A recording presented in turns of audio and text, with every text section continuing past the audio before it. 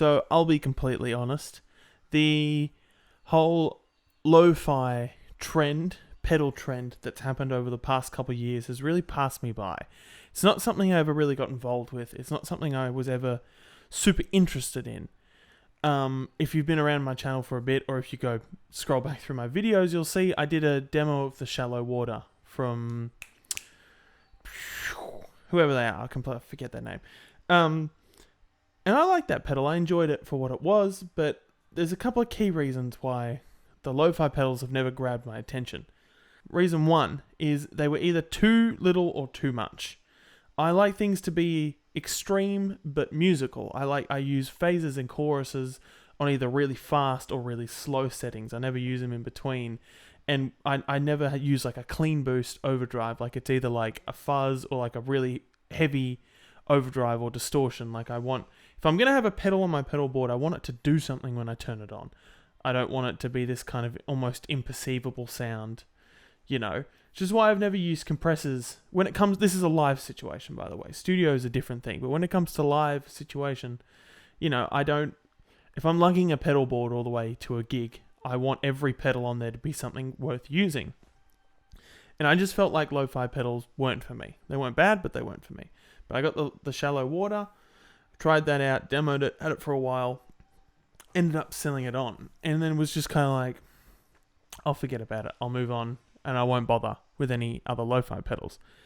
But this one came out, and this is for those who don't know, this is the Cooper FX Genloss version 2, and everyone says this is the GOAT. This is the one and only, the main one, the OG when it comes to lo-fi pedals. So I figured, why not? Let's give it a go, and they were for sale in an Australian retailer or dealer, I guess, and I just jumped at the chance, almost on a whim, really, to grab one.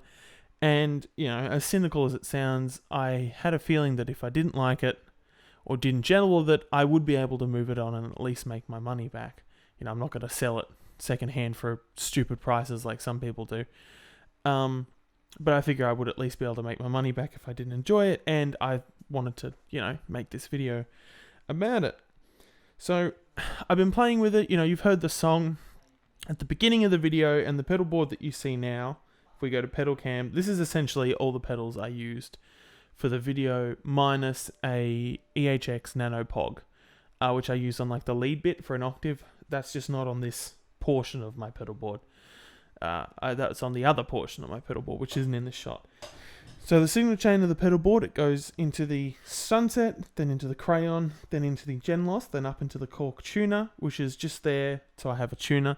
There's usually another pedal in that spot. Then it's into the Microcosm, I believe, then into the Iridium, Memory Man, Mercury 7, Flint, out. All my amp sounds I'm getting from the Iridium. It's on the round setting, so it's like a Fendery type thing, which is what I tend to enjoy. And yeah, I figure we may as well just get into it. This isn't going to be a super in-depth demo because I feel like I'm not... This pedal is so far outside of my wheelhouse when it comes to, stuff that I use. Typically, I'm more of a kind of a fuzz, delay and reverb. When it comes to wacky stuff, it's more on the standard side. Like, I'm still wrapping my head around the Microcosm, and I've had it for a month now. I haven't even scratched the surface. Another thing about lo-fi pedals that I was never a huge fan of is the inconsistency. And I know that's why a lot of people do like them. It's with the pitch warbles and such, they don't happen at...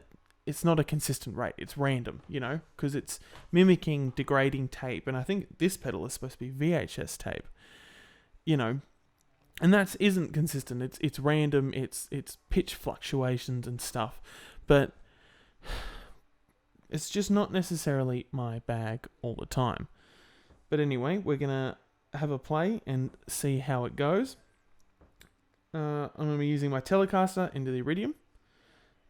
Let's get into it.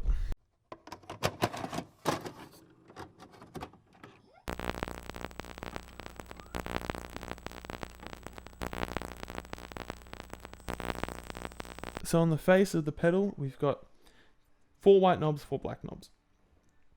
We got low pass and high pass, which are the two right knobs. Then we have wow and flutter. Now, I think wow is kind of longer, more drawn out pitch fluctuations, and flutter is more kind of quick, randomized pitch fluctuations. The two left black controls are for your wet and your dry signal, which is really important in this pedal to have a wet and dry blend and have them be independent controls. Then you have the gen control, which is the goat of this pedal. This kind of adds a lot of digital, strange noises into it, which I think is really cool. And then you have the noise control, and the noise works. I can't remember specifically which way it is, but when you turn it to the right, I think it only adds noise when you play, and when you add it to the left, it's just blanket white noise on all the time. So let's get into it. I'm going to set the pedal so there's essentially no sound, and then I think I'm just going to start twisting knobs and see what sounds I can come up with.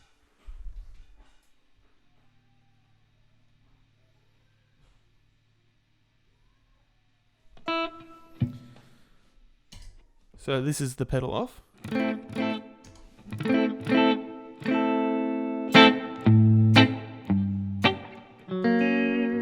At the moment, the only other pedal you're hearing is some reverb from the Strymon Flint on the plate setting.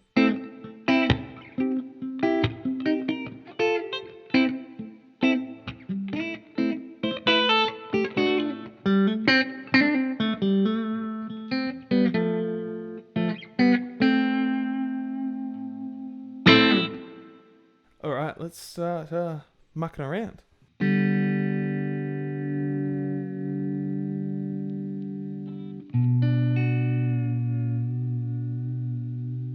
So you can hear it's nice and slow, nice and gradual.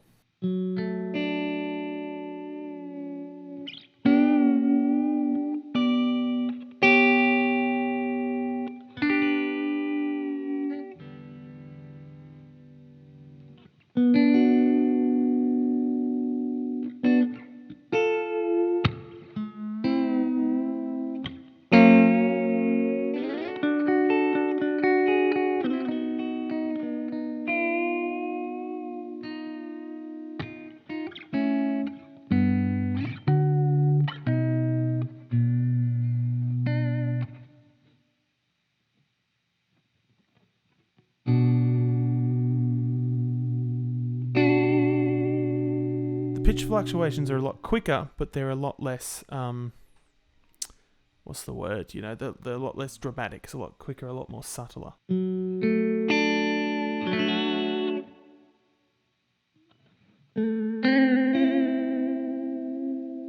That's kind of cool.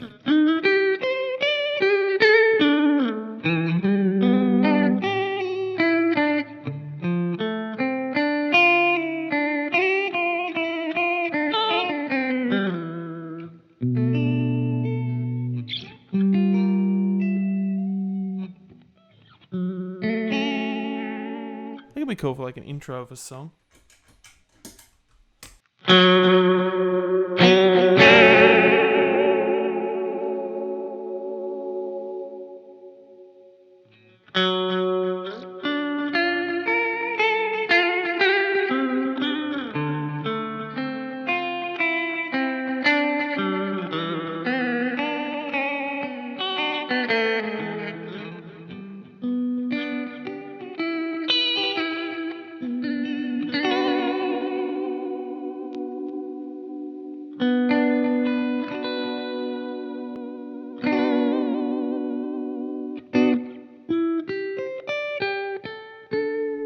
But anyway, the magic is when obviously you combine them together.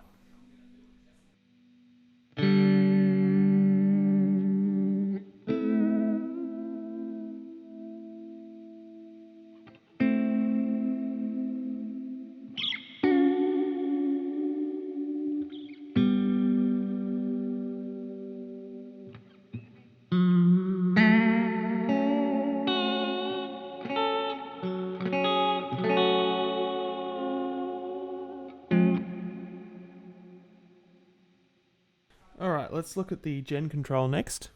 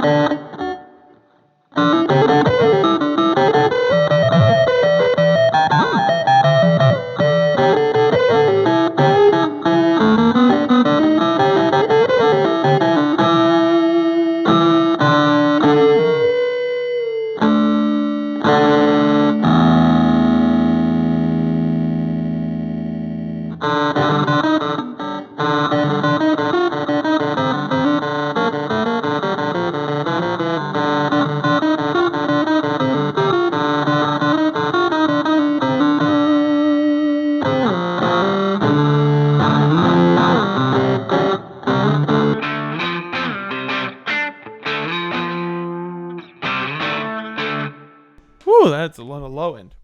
I didn't think I'd be using much gain sounds, but that sounded really cool. That sounds like something like Muse would use for an intro or something, you know. Yeah, the gen controller is what is the kind of degrading tape sound of the pedal. Let's get into the noise now.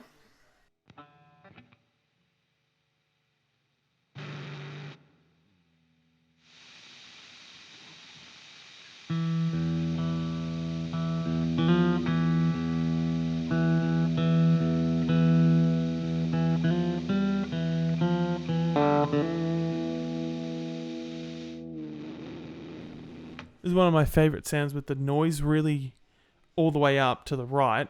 You can hear there's no noise and it sounds really like broken, kind of like a broken sound.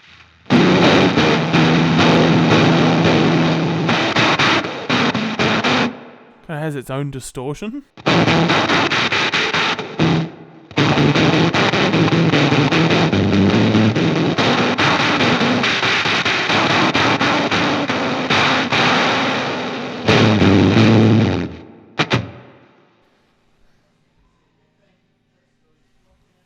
But yeah. And now we get into the two controls that I've had the most problem with. The low pass and the high pass filter. Yeah, we get into the low pass and the high pass control. So, is the most complicated for me. Not complicated, like I understand what they do, but kind of wrapping my head around how to use them and how to kind of make sense of the sound. Because part of the lo-fi sound is the low fidelity-ness of it. You know, part of the reason I never got lo-fi pedals as well, I think, is that I didn't get the idea of making your guitar sound worse, if that makes any sense. Like, I like fuzz pedals that make it sound like the speaker's tearing and stuff, but making it sound low fidelity, I never quite understood. But maybe it's not for me to understand. But anyway, let's see what these controls do.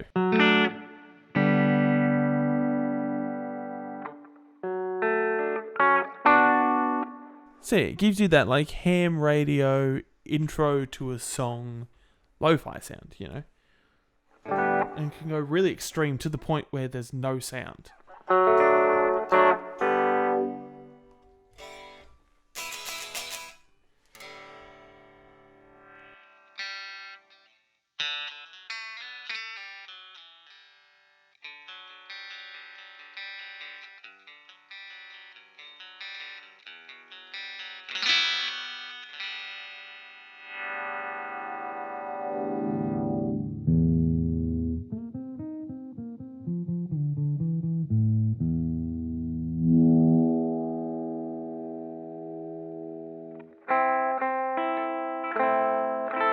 Because, you know, you take this sound, let's add some wow and flutter and add a bit of gen and a bit of noise, and, you know.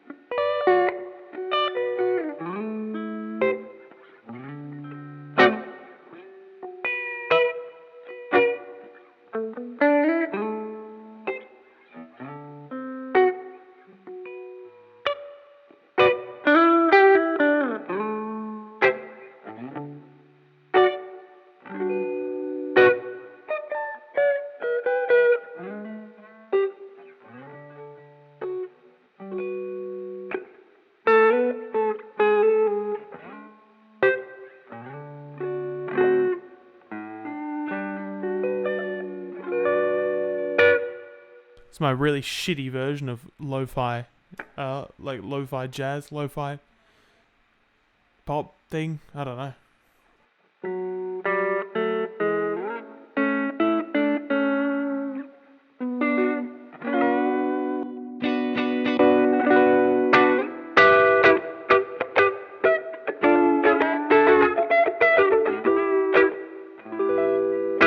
But if you like that sound, but maybe want a bit of the original signal blended in, that's why we have the dry signal.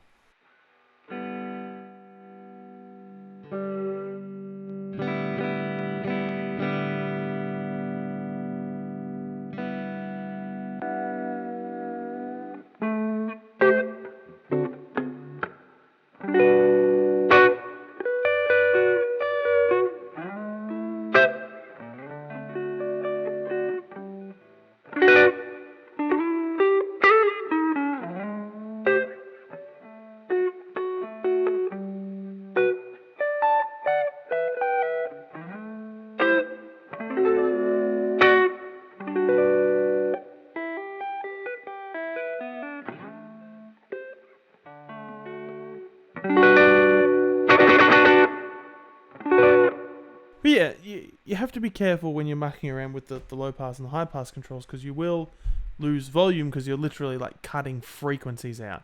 So there can be a perceived loss of volume, but the wet control and the wet control especially can actually get quite loud.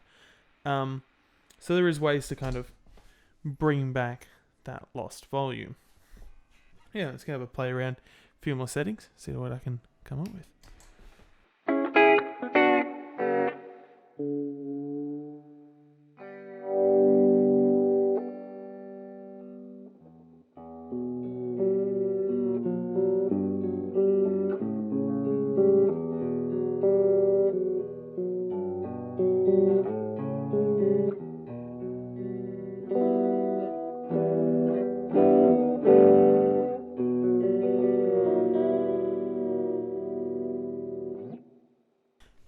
Something else we need to talk about is auxiliary function.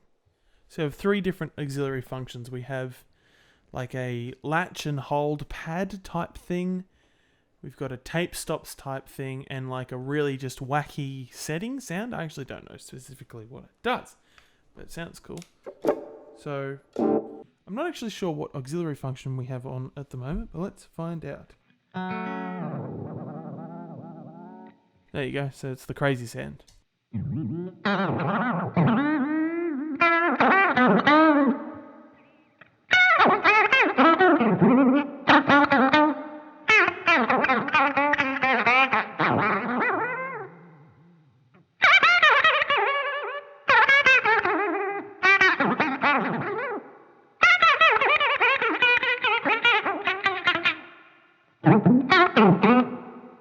So, unusable.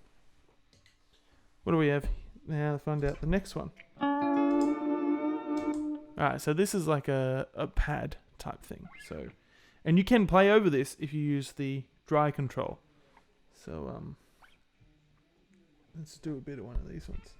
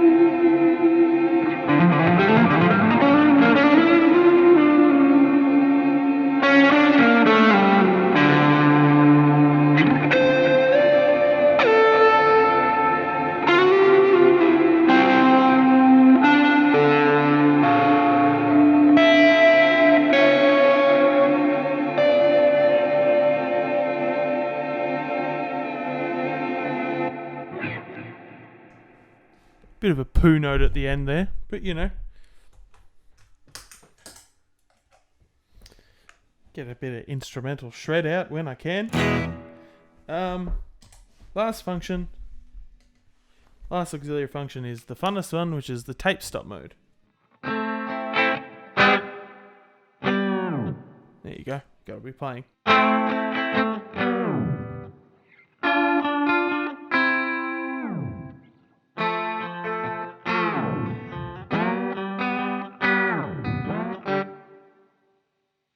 Yeah, let's get rid of that dry signal.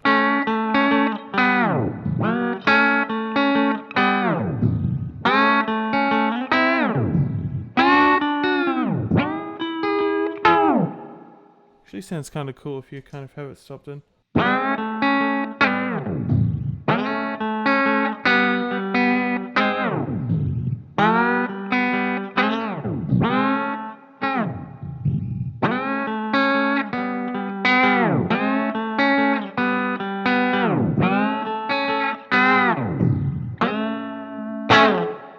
yeah, that's pretty much it. That is the Cooper FX generation loss. Now, the kind of my original idea with this video, and it's probably in the title, was to ask the question, do I think it's worth it? Does it live up to the hype, so to speak? And has it changed my mind when it comes to lo-fi pedals?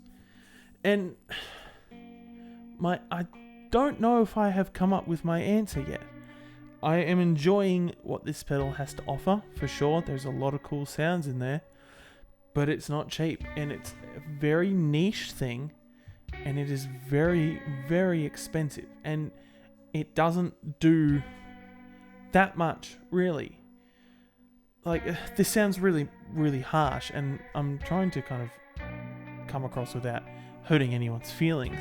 Now, this isn't a criticism against the pedal at all. It's really well put together. It looks really good. I like the artwork.